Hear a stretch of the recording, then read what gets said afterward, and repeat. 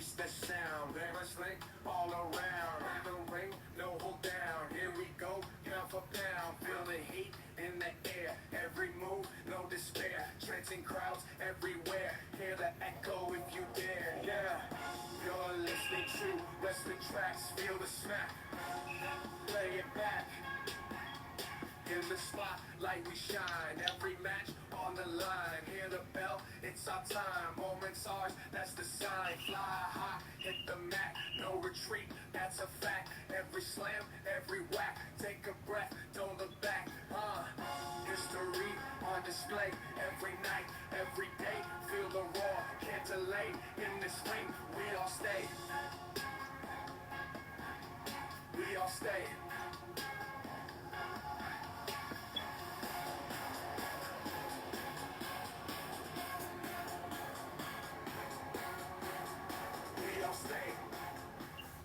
Yeah, buddy. Everybody, he's here with David Burton. We got a lot to talk about. First off, we got to rewind the clock. August 31st. Let's start with that. I believe. My God, man. Not like, all right. If wrestling was an addiction. My God, they scratched the hell out. They scratched the hell out. They scratched the hell out you, man. Not one, not two, not three, but 4 different wrestling events going on at the same damn time. So that was nuts. So if wrestling was an addiction, they had you fixed. Well, I tell you what, I saw that TNA Emergence pay-per-view. That was very good, and what shocked me was JBL. I never, ever thought I would say JBL is in TNA. Well, I wouldn't say in TNA, pretty sure, but he also came to GCW. Yeah, but that's an indie company. That doesn't really count. Yeah. He whispered something in Nick Nema's ear and walked out.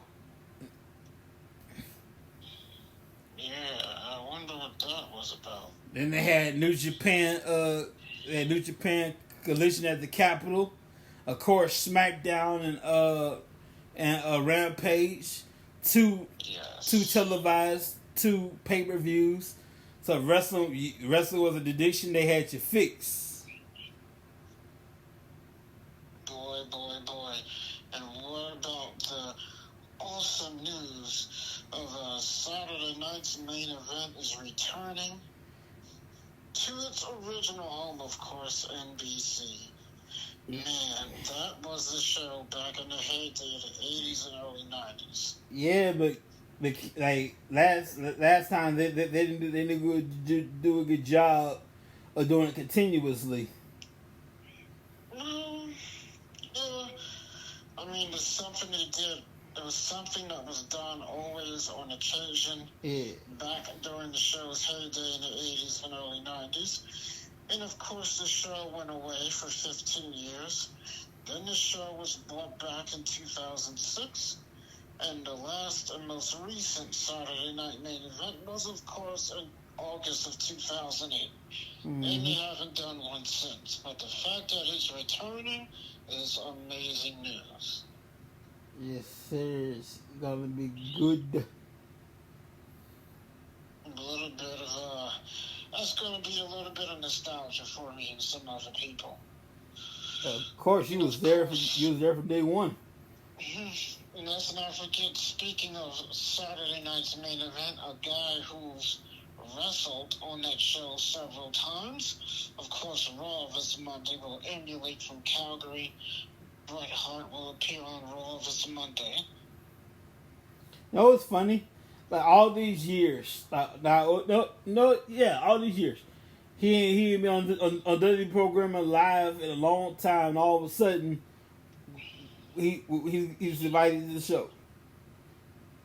Yeah, well, last time Brock was seen at a live show was Clash at the Castle in 2022. Yeah. correct, will be on Raw this Monday, and it will be the first time that all three shows will be on the USA Network. Yes, Of so course, Raw and then NXT before they go to the CW next month, and SmackDown will return to USA next Friday on the 13th. and we will. Which is also the same day Batista's new movie comes out, The Assassin Games. And Drew McIntyre will also be a part of that movie. Yeah. You know, we would like to thank Fox for 5 years of having us on your network. It's time. It's been nice. It's been fun. It's time to move on. Thank you very much. Now we're going to take SmackDown, move it to USA. We're going to take Raw, move it to Netflix. We're going to take. You know what's going to be crazy is that Raw and SmackDown are going to be on the same network until January. Oh yeah, we're going to be one big old happy family. Ain't that something? What could go wrong, right? Huh? I was saying, what could go wrong, right? That's crazy. And of course, NXT will still be on USA until they move to the CW. So yeah, all three of their shows are going to be on the same network for a number of weeks. Yeah. Damn that USA. Of course, USA is owned by NBC, as is the Peacock streaming app. That just goes to show you WWE's relationship with the USA Network. For years, it's been on USA Network. Took a break, 2003, 2004 with the Spike for a little bit. Came back, yeah. Oh yeah, I remember when they was on USA from '93 to 2000 for Raw. Then they left and went to TNN. Of course, TNN would change their name to Spike TV. Yeah. They spent 5 years on TNN and then returned to Fox in 2005. And they stayed with Fox until January of 2020. I said Fox, I meant USA. Raw we're talking about. Yeah, get it right. Raw stayed with USA until January 2025. Yeah. But now SmackDown's back on USA. I'll never forget the first empty arena SmackDown, man. Let me tell you something. The whole empty arena era, my God, it's hard. Like, it's one thing to have an empty arena match, but you have a whole show. Had no choice. It wasn't a pandemic. Yeah, like the whole show. My God, it's hard to watch. It's harder than WWE 2010. That was rough era. The fake crowd noises that they were popping in during those COVID era shows, pandemic era shows. Yeah. The pandemic era was rougher to watch. The 2010 era Hey, on a second. WWE. Yeah. 2010 wasn't that damn bad. Raw was okay. SmackDown was horrendous. I thought Raw's 2010 was better than SmackDown's. Yeah. Now SmackDown. I mean, you had the Nexus, you had the whole Bret Hart and Vince McMahon and Shawn Michaels stuff. And then Batista turning heel before he quit and left in May of that year. Again, I say the Nexus before John Cena killed that off. Yeah. The only thing saving SmackDown was Undertaker Kane storyline. Yeah, that was 2010, alright. That's the only thing I'll see with SmackDown. Can't really recall. I know Jack Swagger was a world champion during that year, and that failed. Well, Chris Jericho was another big savior for SmackDown in 2010. My goodness. Just everything he did was just amazing. And like I said, Batista's 2010-2009 heel turn was amazing. You know, Batista, I love to get Hall of Fame. The only problem is, and Batista's definitely worthy. Only problem is his schedule. That's why he didn't go in 2020. Batista is certainly worthy of being Hall of Fame. The only problem every single year is his schedule. Every year he do a movie. Bruh, stop doing movies for a second. Go to Hall of Fame and you do all the movies you want. Stop doing movies for a second. Damn.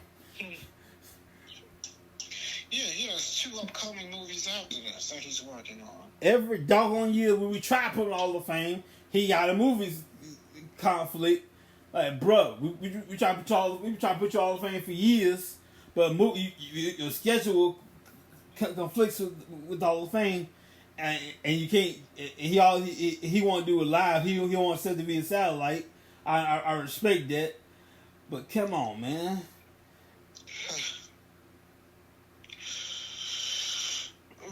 He doesn't want one of those rock incidents. Well, you know, to be fair, there's 2 people that did their Hall of. Everybody did their satellite because we had COVID. The only fair via satellite Hall of Fame acceptance speech was Juice Thunder Liger and Ozzy Osbourne. Don't forget Great Khali. Yeah. And William Shatner also had to accept their inductions via satellite. Again, this is the pandemic era, so he couldn't be there live. It was a little strange, but it was what it was. And I do agree with Undertaker. Kane and The Undertaker deserve to be in the Hall of Fame as the Brothers of Destruction. Yeah, The Undertaker recently spoke about that. Mind going into the Hall of Fame a second time, him and Kane together as a team. I was like, interesting. Well, yeah, the Brothers of Destruction. You're damn right.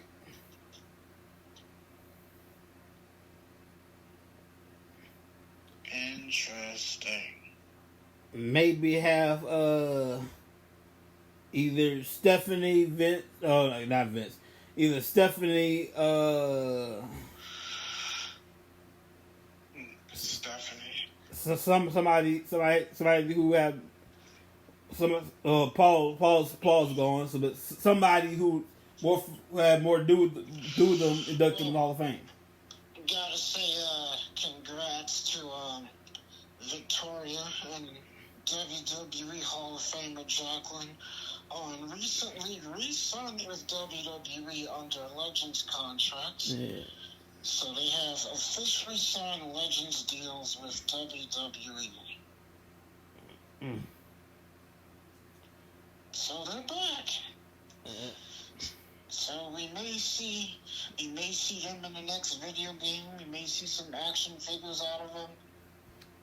They'll probably be behind the scenes producing. Maybe. But those Legend contracts are different from the other contracts that they give out. It'd be very interesting if they made Undertaker a producer. It's very interesting. Well, that would be up to him. That's not an easy job to do. Oh, nah.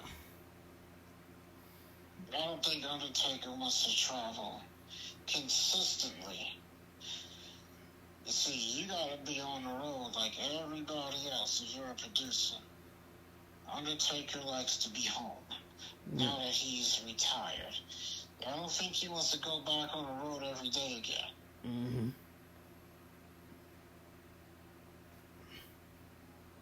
It's like, sir, I don't think he would be interested in that. It's like Kurt Angle. He was offered that job and he said no. He doesn't want to be on the road every day.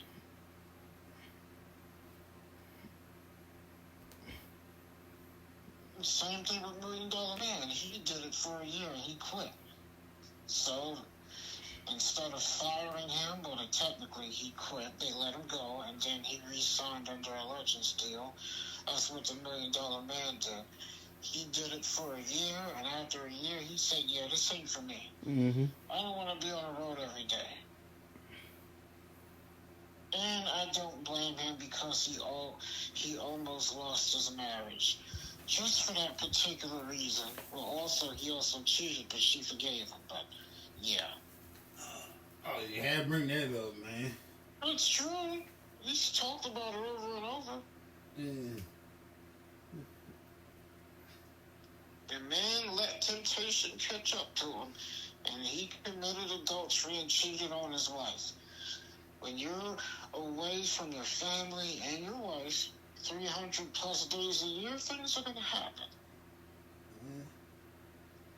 And that wrestling schedule broke up a lot of marriages and a lot of relationships. That's why you see a lot of the wrestlers are dating each other, because they can't date anybody outside the business because it's hard. There's been countless wrestlers who have gotten divorces because of their time away being on the road. Like, countless wrestlers have been married on more than one occasion.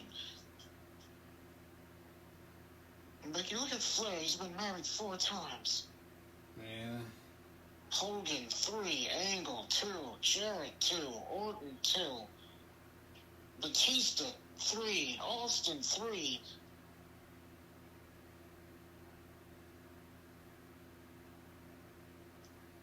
Bret Hart's another one. He's had 3 marriages.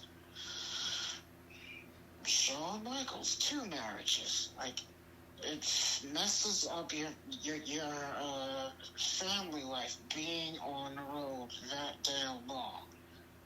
Somebody said this, I forgot who it was. It was like, if you're gonna get in this business, do not get married. Kevin Nash, by the way. Huh? Kevin Nash, by the way. That's what it was. Kevin Nash. He was like, don't get married. To Kevin's credit, he got married late in his career, and he's lucky. Because if he would have gotten married early in his career, I don't think his marriage would have survived.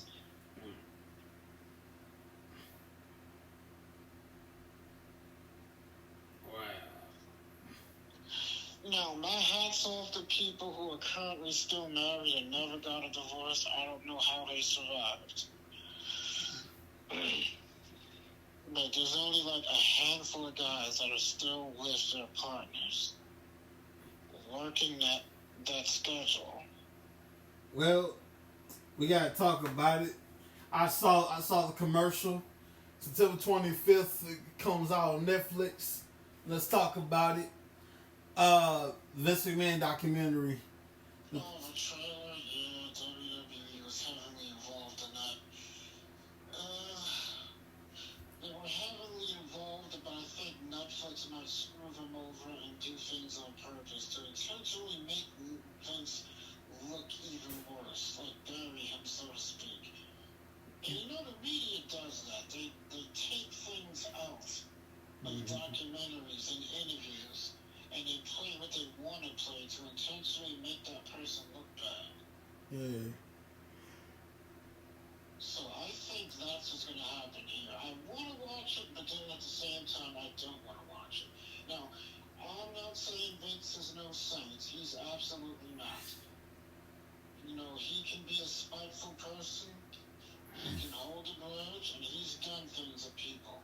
Yeah. But at the same time, Vince is not the worst guys people pretend him to be. I know Vince has put some people out of business, and those people still hate Vince to this day because they're no longer in business. Now, there are also some people who put themselves out of business but blame Vince. Mm-hmm. And Vince has done a lot of good for people. He's made a lot of people money. He's made a lot of people wealthy. And he's done a lot of good during his time. He's done a lot of good. I'll just say that. You know, like, as far as longevity, like when you look around, it's only like I count about 3-4 people that are, first of all, still alive that had their own business, that been there, done that, and it's only one of them, one out of four that had stepped aside, which is Vince. You got Vince, Crockett, Bischoff, Turner, and I guess I'll include Heyman. Well, none of those guys are in the business no more. Yeah. Vince stayed in the business. Excuse me. I always thought Vince was going to stay until the day he dropped out. Alright. Personally, I don't care what no one says. Me, personally, I still feel Vince is still with the company. I mean, think about it. Steroid trial, he left and went away. And then when that got cleared up, what happened? He came back. He wasn't going to begin with anyway. He just said he left so it wouldn't hurt the company. You know, media. I get it. Makes sense. You know, that's the first time he left. Second time, the hush money scandal stuff. What happened? He left again. Same thing. When that got cleared up and taken care of, what happened? He came back. And now this Janelle Grant nonsense.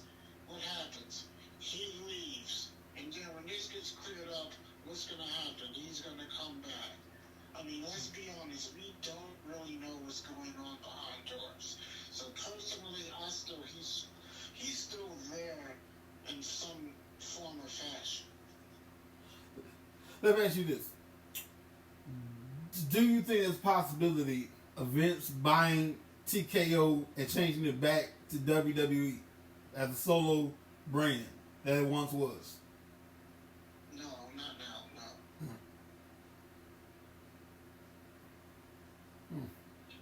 I do think Vince is still sitting on the board of TKO, and I think he's still doing his job in some way, form, or fashion. Like I said, we don't know what's going on behind closed doors. We only know what we're told. So, and again, this is my personal opinion, I feel that Vince is still there. Now, remember everything I just said. That's why I feel that way. And come to find out, I'm not the only person who said that. So just think about that and let that sink in. And you look back, it's like, you know what? David's got a point. Because the steroid stuff, he did leave. The house money stuff, he did leave. And then when it ended, we got taken care of and cleared up, he came back. So who's to know he's not doing this again? So that's my take on it. I personally feel he never left. I thought about this earlier. Like, they want somebody to host a documentary. Like, on one hand, it's catch-22, because if you get an outsider and never watch wrestling day in their life, they don't know what they're talking about. If you get a wrestling fan who watch wrestling all their life, it's like they're defending Vince. So you can't win for losing, you know? Well, Vince is going to be defended regardless, and then some people are going to do whatever it takes to bury the guy. Especially those people who are still alive that he put out of business. So I know they're still holding a grudge, and I know some of those people want to see Vince go down. But I tell you this, I guarantee in Atlanta, Georgia, I guarantee there's one man that's still pissed off all these years later. That's still pissed off, Ted Turner. I don't think Ted Turner cares. He didn't put him out of business. He bought them. He put himself out of business. See, here's what people don't understand. Ted Turner was put out of his position because Time Warner and AOL merged and became one company. Once they took over, Ted Turner lost all power. So that had nothing to do with Vince McMahon. Yes. And they decided they didn't want pro wrestling on their networks. And WCW was dying anyway, so they decided they didn't want wrestling on their networks, which is TNT, TBS, CNN, and Cartoon Network. By the way, next year Cartoon Network is no longer going to exist because they don't do it anymore. Oh Lord! That's a story for another time. Not Cartoon Network. No, Jesus. Anyway, they didn't want pro wrestling, so it was gone. What about the kids, man? I know, right? But anyway, What about the children? Wrestling is back on TNT and TBS is because they no longer own those stations. Well, first off, that. Let's be honest. If AOL and Time Warner was still in existence and still owned those channels, AEW wouldn't be on those networks now. Oh, definitely not. Remember, it's owned by Warner Brothers Discovery now. So yeah, that's what happened with Ted Turner. So Vince didn't put him out of business. Ted was forced out by AOL and Time Warner. I remember Ted calling Vince like, "Hey Vince, I'm in the wrestling business." Well, that's great, but I'm in sports entertainment. Try again. He's like, alright, that's nice.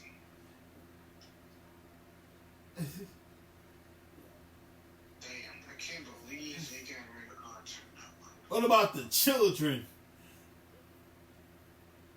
Jeez. I know. What they gonna watch, man? That's crazy. All the kids. Well, I guess they wasn't thinking about that. Now that they have all these streaming apps and things of that nature, like they don't need cable anyway. I can't believe they got rid of that. That's nuts. That is really, really nuts.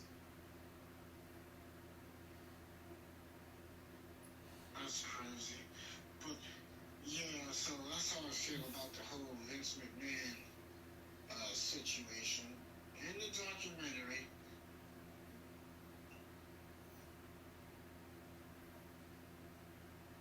Vince, I'll always have a level of respect for Vince and admiration for Vince and his vision was to take a small regional company and make it mainstream, to take pro wrestling and basically make it what it is today. That was his dream, that was his vision, and he did it.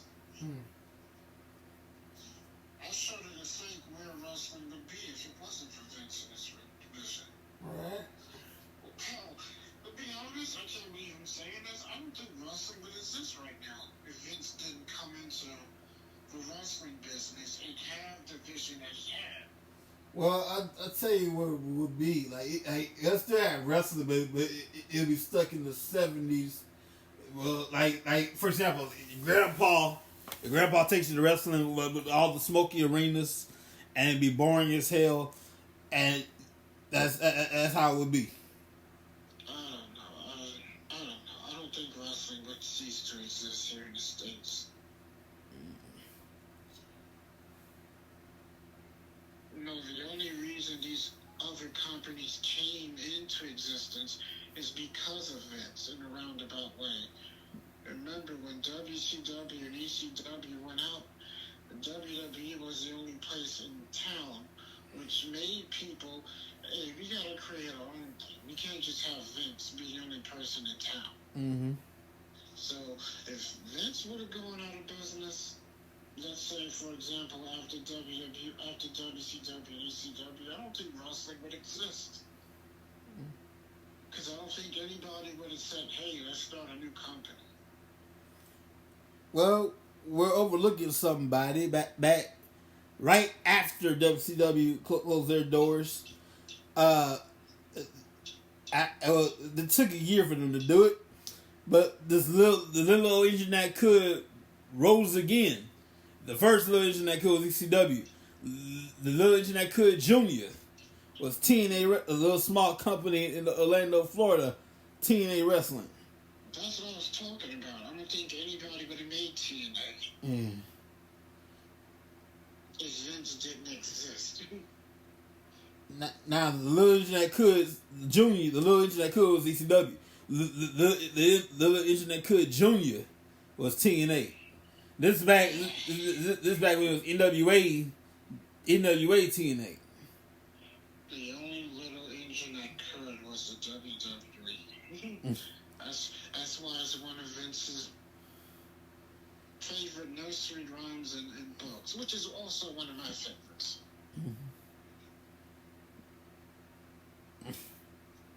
I mean, come on, that is an amazing story. For those who the little engine that could, that little engine, that big locomotive train, and was carrying all these other little trains and equipment, breaks down at the top of a hill, and then this little other locomotive trains tried, and they all failed, and then this one little locomotive train goes, let me try to pull this up across this hill. And he does it. And as he's doing it, he's repeatedly saying to himself, I think I can. And then he makes it up that hill, and he's triumphant. And that's a little engine that could.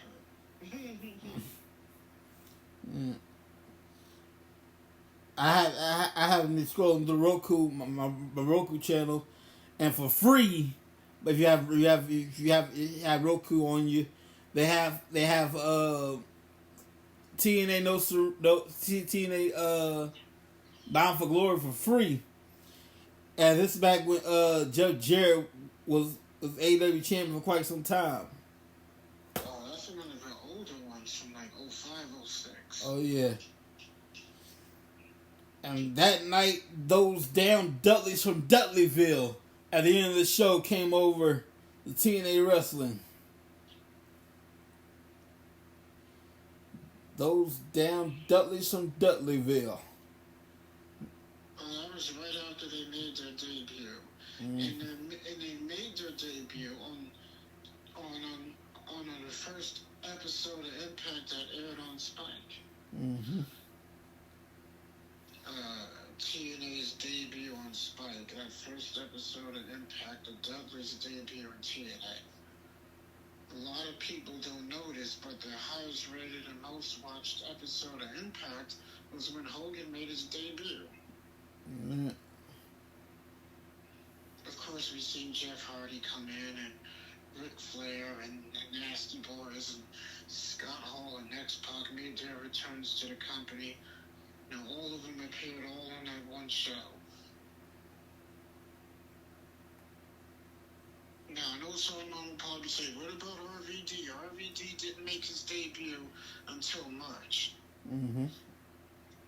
This is that infamous January 4th, 2010 episode of Impact that went head with Raw. The same episode Bret Hart made his return in front of a live crowd. Because before that, his only other appearance was his 2006 Hall of Fame induction. Of course, he didn't appear alongside the other Hall of Famers the following night at WrestleMania because he refused to participate and show up to that. So if you ever seen WrestleMania 22 and you look back, it's like, wait a minute, Bret Hart's missing alongside the other Hall of Famers. That's why. Yeah. It's like, I'll come to the ceremony, but I will not be at WrestleMania the next night.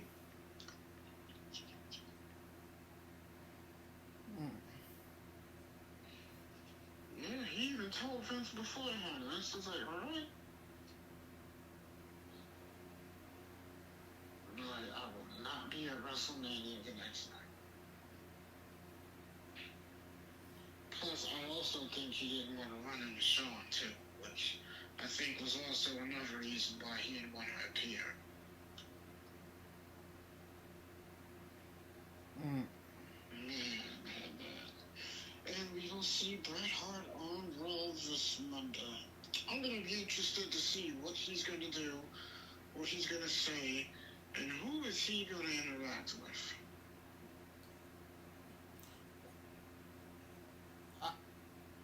I might have misread somewhere. The Rock, John Cena's be on either SmackDown or Raw. What? The Rock or John Cena supposed to be on SmackDown or Raw. Well, The Rock, he might appear on Raw's first Netflix show. I know John Cena will definitely be on that episode's Raw. Mm-hmm. The Rock will be back. He just finished, I forgot the name of the movie he was doing, but he just finished that movie. Moana 2? No, not that. He was doing a movie about this MMA fighter. Oh, yeah. Called, Mark Kerr. So he just recently finished that. Yeah. Now, Melania 2, I don't know if he's finished with that, but yeah, he finished that movie. And he looked unrecognizable playing him. You know what's brilliant about Rock? Like this is it's not just storyline. It's actually true. The Rock is on the board of directors with TKO. Now, however, check this out. I gotta get through this. Check this out. The Rock, like, he went away for a while, right? And we all forgot about the fact that he's on the board when The Rock went away, right? That's another reason why he calls himself the final boss. and we all forgot about that fact. But it is true, he's on the board of directors. And that's brilliant, because, like, he's on the board. But we all forgot about that fact that he's on the board. The final boss. But I got to correct something in that statement. Yes, he's on the board of directors. However, he can't. He doesn't have power to fire anybody off just like that. Call somebody to get fired, so that's just like getting fired, kind of. Like, my math is horrible, but y'all bear with me. It's almost like $1.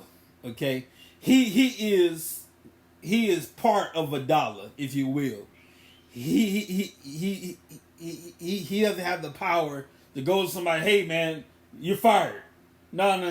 He's 1/4 of that 25 cent that you're saying. Yeah. Now, though he does sit on the board of directors, he y'all excuse my tongue. Y'all excuse my tongue for a second. He can't just fire anybody just like that. He has to go through paperwork. He has to go through permission. He has to go through all that stuff. For example, he won't make a match. For example, right? Basically, board of directors means, all right, I'm gonna put it to you like this.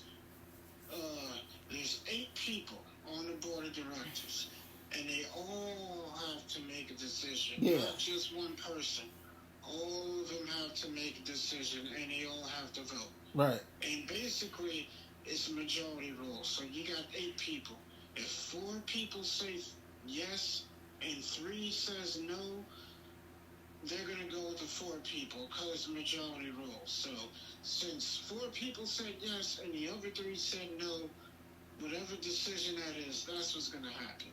And that's The Rock's job. Right. So, let's say The Rock... He cannot outright make a decision by himself. Right. Say that. For example, let's say he want to make a match. He can't do that. You got to go to the board. The board say, hey, let's do it. Now, Rock, you go down there and make the announcement. Boom. That's The Rock's job. He makes the announcement.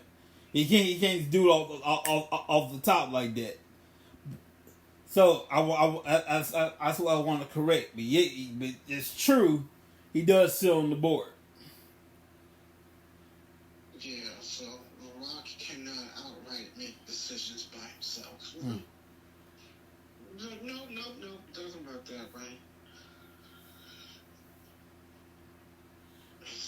don't remember how many people's on the board. I know most of the board members are TKO and the other is W. No, not TKO. It's Endeavor. Yeah. Endeavor, I think. Damn, I don't remember the number. But I know most of it is Endeavor, and then the rest is all WWE. So basically, when they all vote, they have majority rule. So basically, it's the same thing I said earlier. When you got 8 people on the board, and 4 out of the 8 people say yes, and then 3 of them, the other 3 says no, whatever they talk about is going to happen since more people voted yes. I remember, I'm trying to find the schedule here for the next earnings. I brought it up for the earnings call. Conference call. Yeah, they have them quarterly, I want to say. Yeah, the quarterly ones they do a couple times a year. That's where the quarterly ones are done with people who are outside, like the media. Mm-hmm. And then they have another conference call where it's solely the company with no outside media. The quarterly calls are with the outside media. I don't know when the next one is, but if you would like to hear the conference call, you can. If now check this out, it's very important. They have these numbers you can call to be on the conference call. You have to I guess I have an investment in there. That's all I got on it. Now you either call in or you can join the webcast. Well, the only thing you can do is listen in. That's the only thing you can do. You can't do anything else other than that. And they only allow you to do it occasionally. You don't get to do it every single time. I do give him credit for that, because they never used to do that before. Well, and remember, this company is a public wrestling company. Oh, yeah. And they've been public since 1999. That's 25 years. Well, since I'm an investor, it doesn't matter how much you invest. As long as you have an investment in the company, you can have access to the earning call. You call the number. I have the number somewhere. I gotta find it, and I share it with you. And there's a code you gotta type in, and you call the number. Actually, that code, you type in the code, and just say, "Hey, you give me your name. You say you're an investor. The join the call. You're in." Now I'll tell you something. It's hard as hell. This is back when it was just WWE, long before the merger. It's hard as hell not to be in fan mode. Triple H is on the call. It's Paul Levesque, but still, it's Triple H though, you know. Everybody's on that call. Vince was on that call. It's hard as hell not to be in fan mode. I'm like, Vince is there, Triple H is there, Stephanie is there. I'm trying my best not to be in fan mode. And you can invest as low as $5. In fact, you do it through Cash App. Let me see how you do it here. Well, I do mine through Cash App. What you do is you go to the home page. You click on stocks. Now it's called TKO. So you type in TKO. Type in TKO Group. Type that in. The stock currently is $6.40. No, I'm sorry. The total value altogether is $115.44. The market cap right now is $9.35 on I don't know what that is. But if you want to cash in, you want to put your bond in, you can either buy it, you can either sell. You click on buy, and you put your amount. You can do $1, $10, $20, $100. Click the dots on the Cash App, and you can just put whatever you want. and boom, next you good to go. Yep, I sure provided if you decide to do that. I've been investing since 2020. I was scared as hell filling the form out, and I put $1 in. The dollar's been stretching ever since. Yeah, I know somebody else who put in $8. No. I put in $1. I know. I heard you. I'm telling you what the other person that I know did. They put $8. $8. Yeah. I was like, I ain't doing that. He was like, no, I'm good. I was scared as hell, so I put $1 in. I was scared as hell. It's 2020, man. This is like the height of COVID. I'll just watch the product. The COVID was at its height, and I'm feeling like this investment thing. COVID was getting serious. I'm feeling like this investment form, and shows they had to cancel because of the pandemic. And I was scared as hell. So I put $1 in, and I'm like, fuck it, I'm gonna do it. Boom, the dollar's been working for me ever since. Oh, that's great. I tell you, specifically working for you, man. Restoration brought to you by Back in Delivery some more LLC. They put the D in delivery. You have a CDL license, you can drive trucks.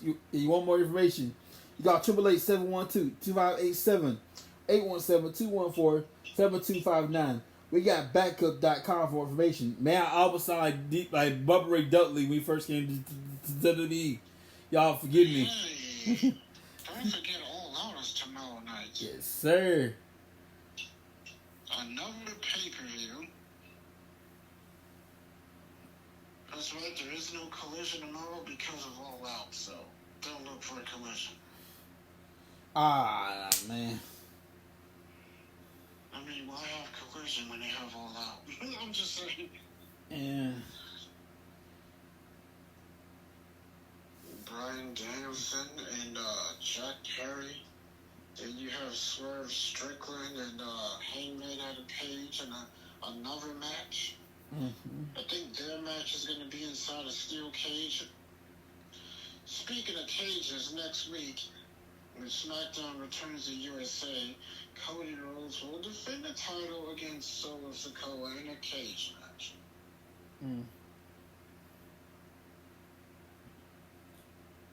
I fully expect Roman Reigns to be at that show too, by the way.